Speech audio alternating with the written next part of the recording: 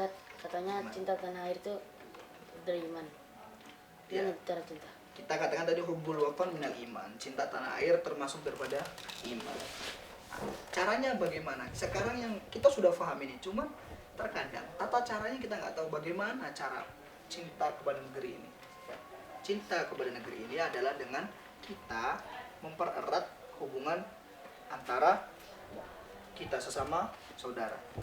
Kita semua satu Indonesia ini adalah saudara. Tidak perlulah jika itu adalah masalah kecil, tidak perlu kita berdebat, tidak perlu kita memperlebar. Selalu bersilaturahim. Selalu Islam mengajarkan ada namanya tabayun. Nah, dengan ini misalnya kita mendapat tuduhan yang tuduhan miring, ya kita sudah diajarkan dalam syariat Islam tabayun. Apa maksudnya?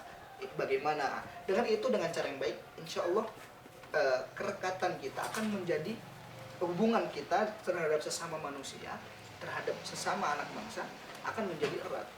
Nah, kita juga akan nanti momen-momen 17 Agustus itu banyak orang-orang yang mengadakan perlombaan-perlombaan dengan niat, dengan tema bagaimana menghidupkan semangat juang. Nah, dari lomba itu kita paham, lomba, untuk memenangkan lomba aja perlu perjuangan. Dari situ bisa diresapi bagaimana para pendahulu kita yang mereka mati-matian merebut kemerdekaan. Yang lomba cuman konsekuensinya cuman kalah, nggak dapet juara. Nah, jadi kita bisa berpikir ternyata para pendahulu kita, apa yang mereka korbankan itu sangat besar. Nyawa mereka, murah nyawa mereka kalau untuk kemerdekaan Indonesia.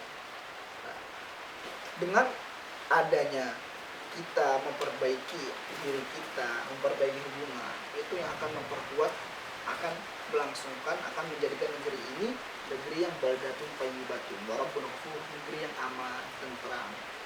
Dan juga sebagai suatu negara, harus bagi suatu negara untuk mempunyai ekonomi yang merdeka, bukan cuma warganya saja merdeka, tapi ekonominya juga harus merdeka agar kita aziz, negara itu aziz, mempunyai kemuliaan di antara negara-negara yang lain. Nah, bagaimana caranya kita akan memerdekakan ekonomi kita kalau kita masih menggunakan muamalah ribawi, masih menggunakan riba, sedangkan riba ancamannya adalah diperangi Allah. Kita masih curang dalam berdagang, kita masih bohong dalam berdagang. Nah, itu tidak bakalan dapat barokah dari Allah. Allah tidak akan menjadikan negeri ini kaya jika kita terus-menerus menggunakan muamalah yang tidak sesuai dengan jalur Allah. Karena Allah, apa yang Allah jalurkan, ketika kita melanggarnya, ada konsekuensinya. Kita pengen membangkitkan ekonomi manusia, ekonomi bangsa, tapi dengan cara yang salah, riba, dengan cara dengan cara yang lain-lainnya, yang tidak sesuai syariat, nggak bakalan bisa. Walau anna ahlal qura amanu wattaqu lafatahna alaihim barakatin minas sama'i wal ardh. Seandainya satu penduduk mereka amanu, mereka beriman, wattaqu, bertakwa kepada Allah, lafatahna alaihim barakatin minas sama'i wal ardh. Barokat, bukan barokatun. Kalimatnya barokatun jamak, artinya banyak. Kita ingin ekonomi kita naik, kita ingin peradaban kita naik, kita ingin budaya kita tinggi. Dengan apa? Amanu wattaqau, itu kuncinya, beriman dan bertakwa kepada Allah Subhanahu wa taala. Kalau sudah itu, Allah janji la fatahna alaihim barakatin minas sama wal ardh. Tanahnya subur, yang subur makin subur. Yang kering, Allah jadikan, berikan berkah kepada tanah itu. Itu semua di tangan Allah, takdir Allah. Hanya bagaimana saja kita menjalaninya, kita mencari. Kuncinya sudah jelas, amanu wattaqau. Negeri ini akan tentram ketika syarat-syarat Islam, nilai Islam ditumbuhkan di situ. Maka dari itu kita sebagai pemuda khususnya, ayo kita pelajari, kita dalami, dan kita praktekkan bagaimana Islam mengajarkan hidup kepada kita.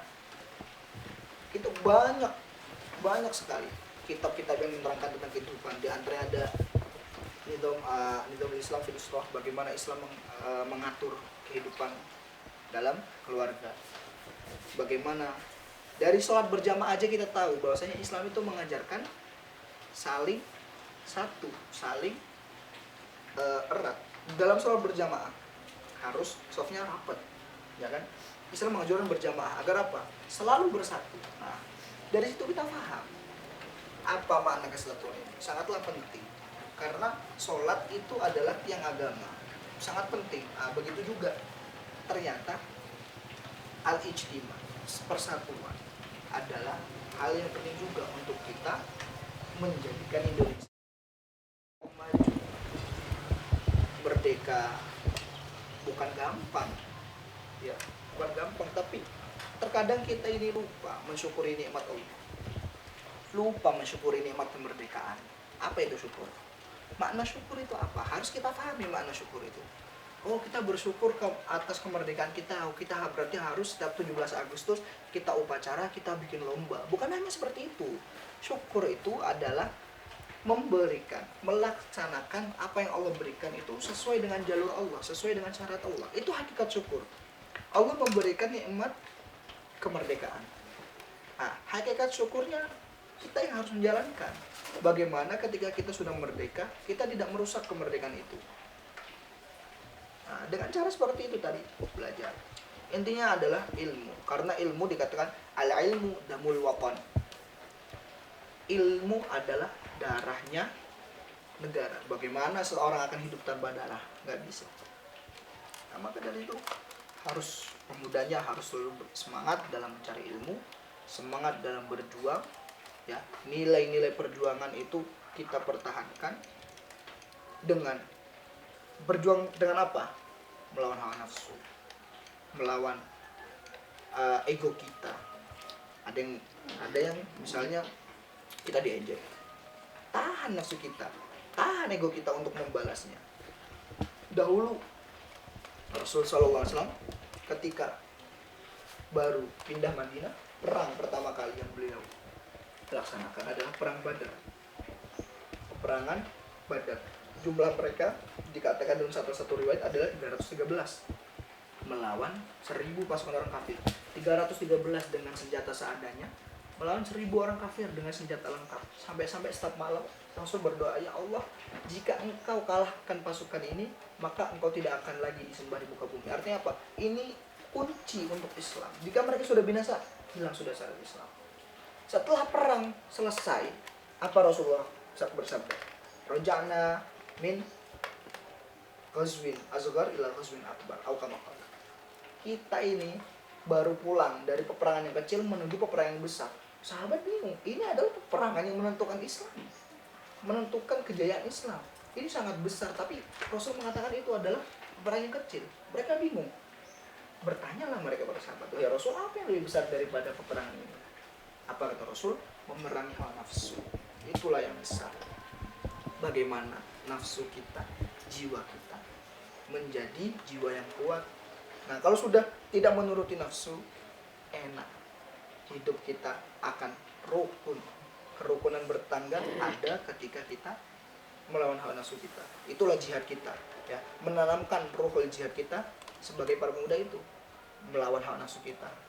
Tidak berfoya-foya menghabiskan masa muda dengan yang aneh-aneh, dengan yang kita lihat banyak pemuda-pemuda mereka mabok-mabokan, mereka bermain dengan perempuan, mengatakan apa yang mereka katakan, kita menikmati masa muda. Itu sebenarnya bukan menikmati masa muda, tapi menghancurkan masa depan dia. Karena apa yang ada di masa depan, fondasinya itu ada pada pemuda-pemudanya. Maka dari itu yang harus pertama kali bangkit jiwanya, bangunlah jiwanya siapa? Jiwa para pemuda. Kalian-kalian ini. Bangun jiwanya tuh kayak bangunlah jiwanya, Bangunlah badannya untuk Indonesia Raya. Nah, itu yang ditanamkan, yaitu mereka paham, para pendahulu kita, para pahlawan kita, bagaimana cara meraih kemerdekaan dengan membangun jiwanya. Maka dari itu diselipkan di lagu kebangsaan kita. Bangunlah jiwanya, bangunlah badannya. Dari mana jiwa kita akan bangun? Di mana, tempat mana yang di situ diajarkan tahdibun nufus, mendidik jiwa, mendidik hawa nafsu? Di mana kalau bukan di pesantren-pesantren? Di mana kalau bukan di tempat-tempat pengajian yang mengajarkan syariat Islam? Nah, dari situ itu ditanamkan pada kita makna-makna bagaimana kita nggak boleh hasut, bagaimana kita nggak boleh iri, bagaimana kita nggak boleh dengki, bagaimana kita selalu berhusnudzon. Kita tahu dalam majelis-majelis ilmu, khoslatan nilai fawqahuma syai'un. Ya, dua perkara yang tidak ada di atasnya. Pertama adalah laisa fawqahuma syai'un fil khair, syai'un minal khair. Kebaikan di antara di atas dua ini tuh nggak ada. Husnudzon billah wa husnudzon bi ibadillah. Selalu berprasangka baik kepada Allah dan selalu berprasangka baik kepada manusia. Ini adalah mendidik jiwa kita untuk selalu berhusnudzon. Jangan suudzon. Wa khoslatani laisa fawqahuma syai'un minasyarr. Dua hal yang tidak ada di atasnya daripada kejelekan. Suudzon billah wa suudzon bi ibadillah. Adalah kita berprasangka buruk kepada Allah dan berprasangka buruk kepada manusia. Di mana sesuatu seperti ini didapatkan kalau bukan di pondok-pondok pesantren? Itu, nah itu di situ menanamkan, mengajarkan dalam hati kita semuanya selalu berhusnudzon. Jadi tidak selalu berburuk sangka kepada orang. Nah, nilai-nilai itu ada dalam pesantren, banyak lagi lainnya. Bagaimana syarat Islam, pesantren, pendidikan-pendidikan agama yang selalu mengajarkan agar hati kita itu bersih. Bisa dipahami? Bisa. Nggak ada pertanyaan lagi. Ada. Nah, kita harus membangun jiwa kita dulu. Wallahu a'lam. Bisa.